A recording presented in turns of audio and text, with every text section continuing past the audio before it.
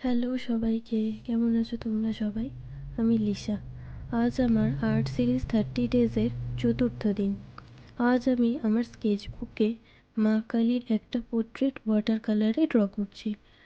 এখানে আমি প্রথমে পেন্সিলে আউটলাইন স্কেচ করে নিয়েছি এবং তারপর step by step light to deep ফরম্যাটে কালার করে নিয়েছি। শেষে একটা একটা পার্টে ফিনিশিং টাচ দিয়েছি। ছবিটা কেমন লাগলো এবং এই সংক্রান্ত কোনো কোয়ারিজ কমেন্ট করে জানাও। ভালো লাগলে একটা লাইক ও শেয়ার করো। এরকম ভিডিও আরও দেখতে হলে রঙিন ডায়েরিকে ফলো ও সাবস্ক্রাইব করে পাশে থেকো।